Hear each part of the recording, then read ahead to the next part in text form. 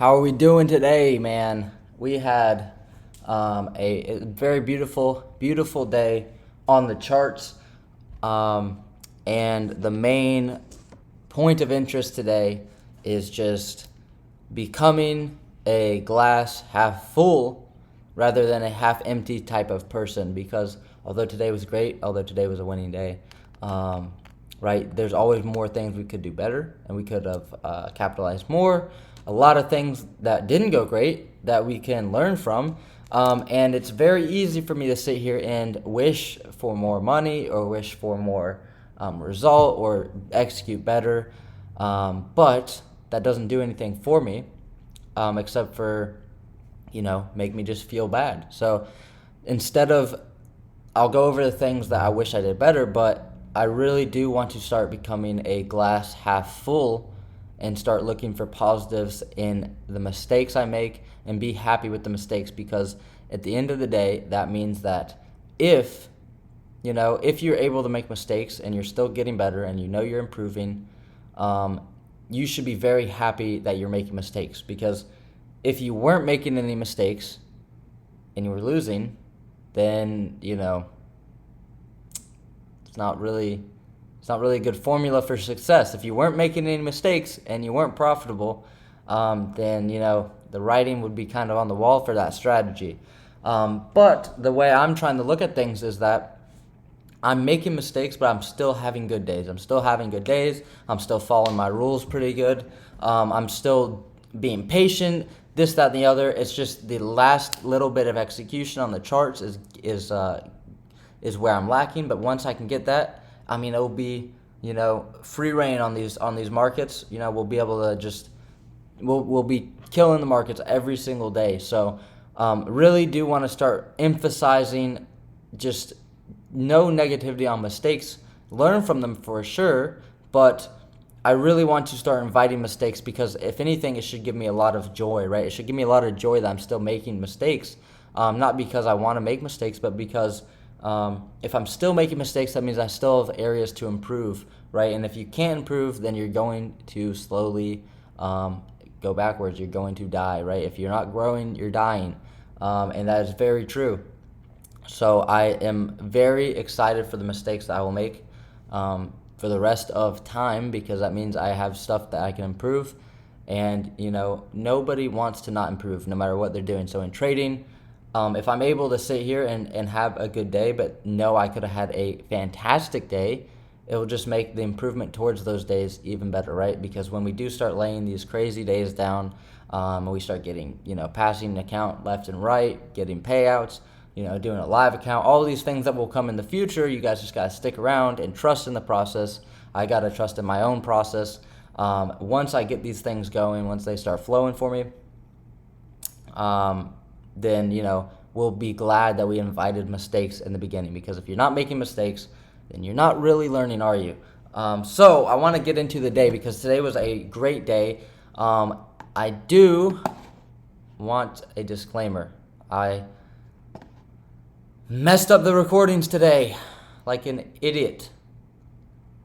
I record on my monitor, right, which is what you guys are seeing. This right here, the Top Step X, that is on my monitor. It is over to my left right here. That's why when I'm looking over here, I'm looking at my monitor, and my laptop is right here. That's recording my face and the audio. I made the mistake of launching OBS, where I record, before turning on my monitor. I didn't realize that caused this. So doing that means that my entire execution of my two trades today is just my face cam. There's no charts, there's no nothing. So I do apologize. I'll show the executions, and so then when I go over what I took, obviously there's some merit behind it, but that's really frustrating, because I had an amazing trade, 80 plus points, that I would love to have had on video, and I just don't have it. So it is what it is. That's another mistake, right? But again, it is what it is. So going into the day, and I'll show the executions real quick. So we do have executions. Wow, this day was hectic right here. What day was this? September 17, 24. I don't know what day that was. Looks like I got chopped up in that day. This was a great day. That was a great day. Great day right there. And then we didn't trade yesterday, and then boom, we have some executions. Let's go on the 1 minute, right? We have some executions. We had a, I don't know what happened here. When did okay, this is not, okay, this is weird because, I did not take it a trade at this point in the day, so I'm not really sure what this is. I didn't trade her, so that's really weird. That's really weird. I did not. Okay, it's messed up. I took an entry here, and it's all the way over here for some reason. Let's see. Yep, it's over here. Okay, that makes sense. All right, I was gonna say somebody is trading on my account, but going into the day, I wanted to note, right, we had this low right here that we end up making an SMT with, that we'll go over later. Let me pull up the NASDAQ, the NQ chart, and just throw in this SMT. Such a micro SMT, but it's so important. So we had these stacked lows here, which is on the new week opening gap. We had these lows stacked here that I wanted to see get ran. Again, new week opening gap low. We had this low, this low, and this low, all from yesterday's price action. I really wanted to see those lows get taken out before going higher, because if you guys know how I trade, the higher time frame narrative for me has been and still is very bullish. And this 4 hours not been working. So hold up, I need to refresh this. So this 4 hour time chart, right? Very, very bullish, right? Very, very bullish. We have a buy model taking place, and I want to see this high get taken out. I want to see this high, and then after that, I will then have to just wait for more structure to validate longs or shorts, right? I need to see what we do in this imbalance over here. But, you know, this high is the main target. This is the main objective because that completes this buy side of the curve. But these two, this is a very nice level that we need to take out and then figure out what we're going to do over here. So higher time frame narrative, there you go, is bullish, but that doesn't mean that I'm instantly bullish off open. And reason for that is we had just swept yesterday's high. We didn't have an SMT or anything like that, but if we drop to the 15-minute, we sweep the high. And we displace lower. So this was 7 a.m. This is before the market opens. We hold the new day opening gap, which today's new day opening gap is also in here as well, but I just didn't draw it in because it was overlapping. We displace higher, right? But then I noticed that off open, we end up holding this fair value gap right here. This 5-minute, we hold consequent encroachment of the fair value gap right here. We set equal highs, which ends up being the drawn liquidity for later, right, when we run it right here. But we end up setting equal highs, and we hold consequent encroachment of the 5-minute off open. This is the market open candle. And then off open, we do inverse this 15-minute fair value gap. And notice consequent encroachment of this inverse, right? Notice the precision here. We hold consequent encroachment on the close. We inverse a 15-minute gap here. This is a 15-minute candle. We close here. We trade into the midpoint of the 15-minute inverse, and we displace lower with news. We hit this low, and then these lows was the main target, and then bonus, we got this candle wick over here. So going into that, my bias was very simple going into the morning. I wanted to see lower. I want to see shorts. That's why I end up taking, and I wish I could show you guys, I end up taking a trade off of this 2-minute order block right here. Reason being, right? Reason being is that we had the first fair value gap of market session, right? So we have a 1-minute right here that we end up respecting consequent encroachment again, bro. Like I'm telling you, bro, like I never really even paid attention to this stuff until like I started doing it, and then now it's all I see right here. Boom, consequent encroachment, sell off. So then at that point, right, we traded into on this 2-minute. I see that these two up close candles create a nice order block when we close below. I entered short off of, and I wish I could show you guys the execution so that you guys know, but I'll show you guys the whatever it's called, dude,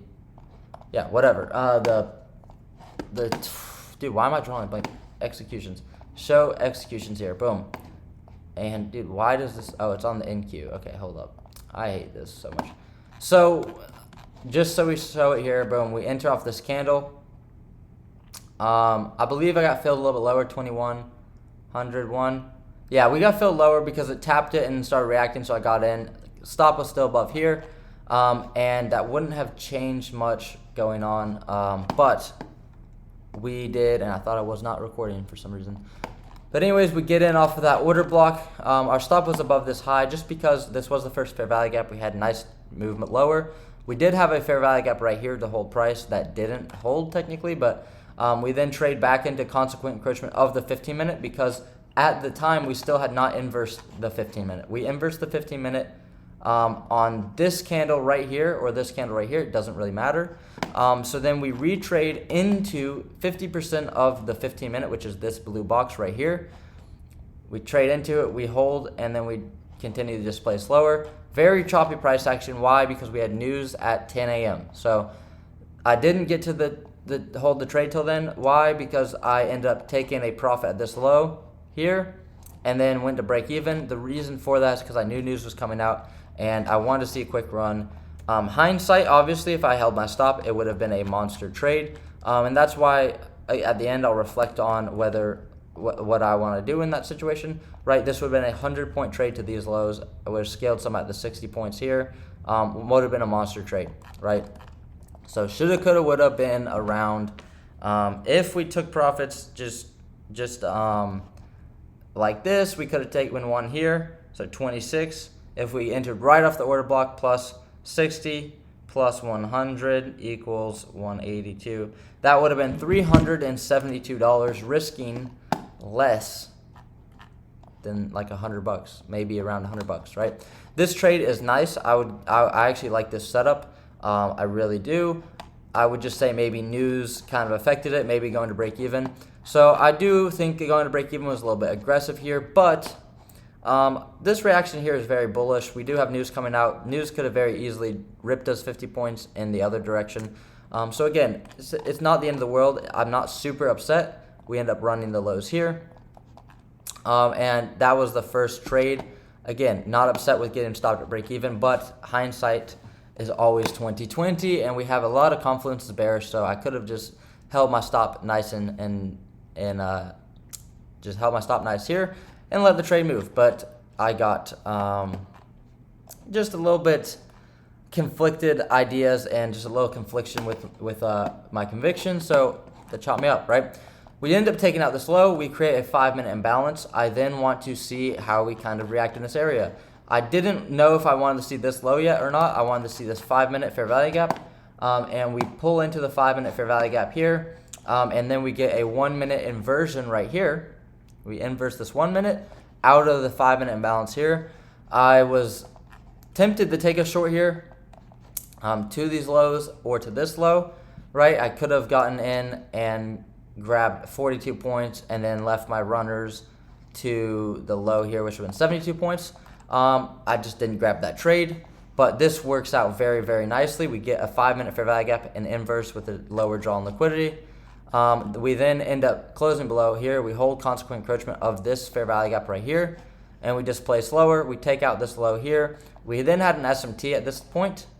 We had an SMT. So I was then looking at this 1-minute fair value gap. It never breaks, and we'll go over that because that was my second trade.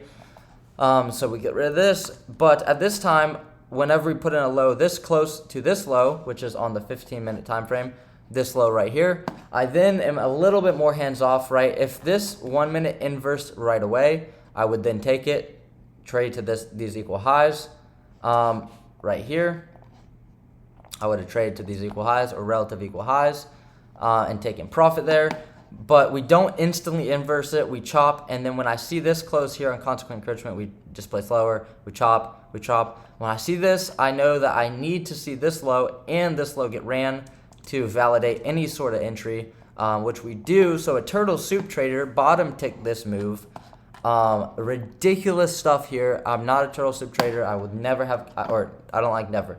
I don't have conviction with that. That's just crazy. If you're able to trade like that, you're a monster. But that wasn't me. So unluckily, we didn't make. Is that a word? Unluckily, we did not create a fair value gap on this leg, which I really, really, really wanted to see.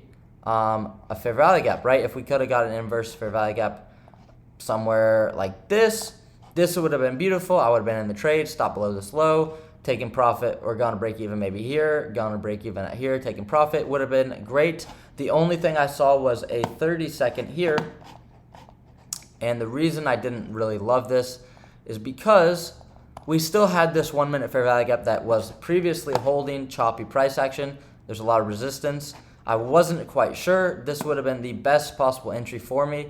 But I also was keeping in mind that we could have just been building more low resistance liquidity on this time frame, right? Like we could have still just been generating liquidity that maybe remanipulate, because this is a very, very shallow sweep, right? This is a 2-point sweep, right? A lot of times you'll see us retest that level, resweep that level, but this is a 3 drive lower, so we didn't have to. There's confluences, so this trade wouldn't be horrible, but it still was higher up than the original entry with no 1 minute or higher time frame fair value gap to get inverse.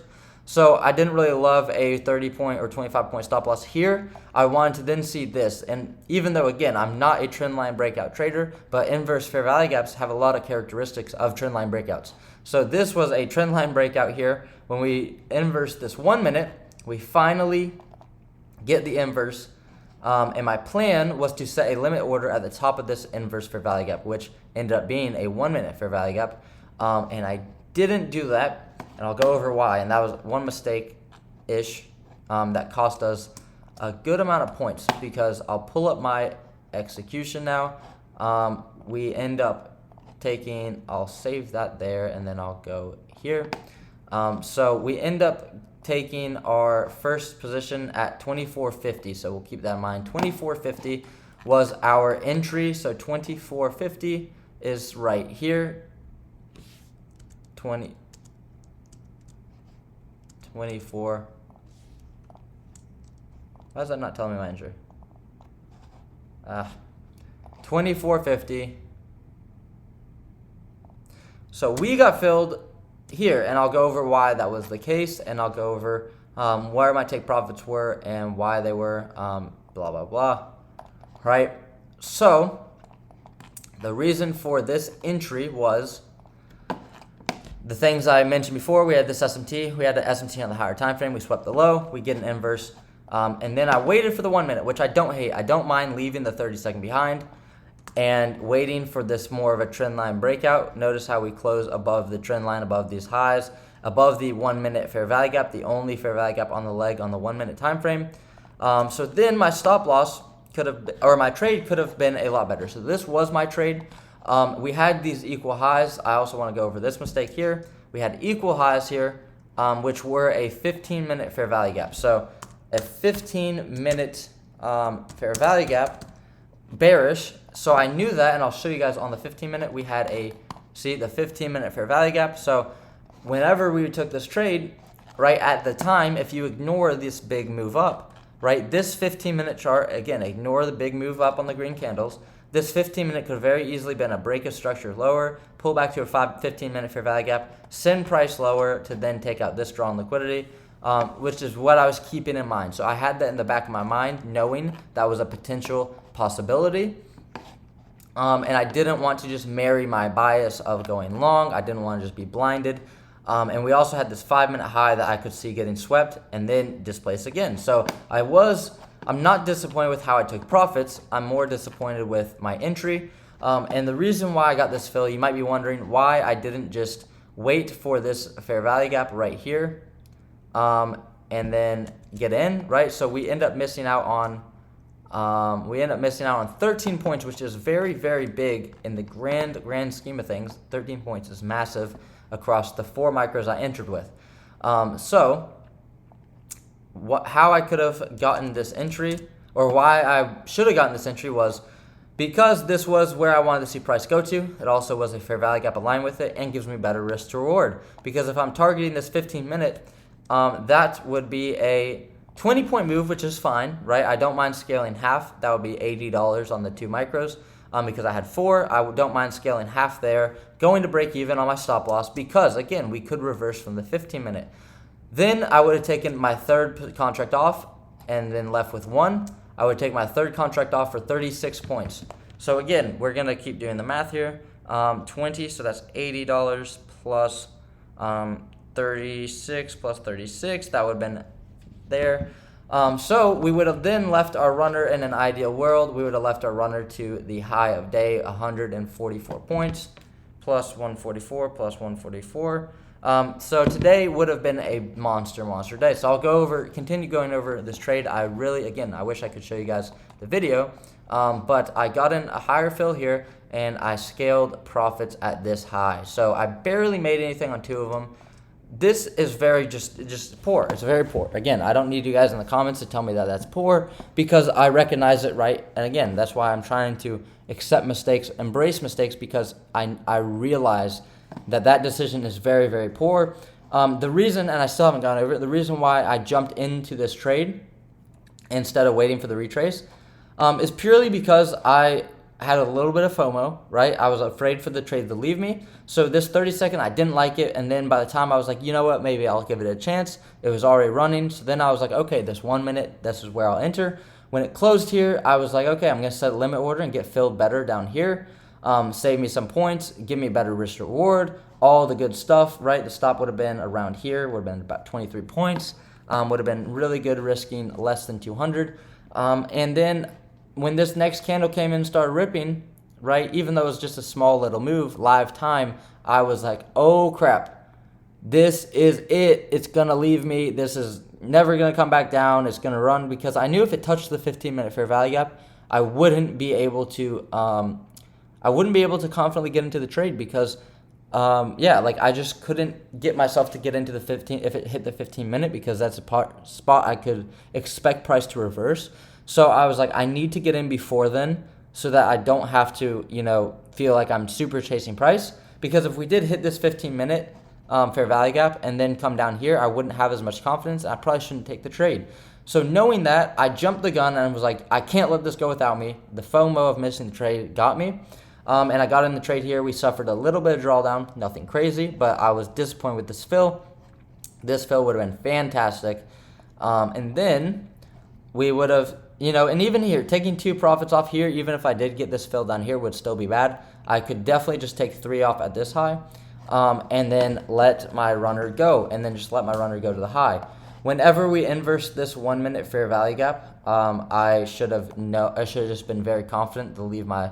I trailed my stop loss to this low, and I should have just let it play out, and I would have made 260 on this runner. And I made 150, 140, 160-ish. I'm not exactly sure on the last runner, but if I would have held to this high, it would have been 260, which I would have obviously gotten. And then if we held higher, which we wouldn't have, we would have gotten 47 more points. But regardless, I would have been very happy with the 260, but that wasn't the case, which is unfortunate because I'll show you guys where I got out. I got out in this 30-minute imbalance here because we had about 15 minutes left. We ended up inversing it too, so that was another added confluence. I ended up closing my position somewhere around here. So I did hold my trade very well. I held it all the way to consequent encroachment of the 30-minute fair value gap. So even from my entry, that was around, I held for 90 points. I mean, that's very good. And the whole time I was just telling myself, I don't need a home run. I don't need a home run. I don't need a home run.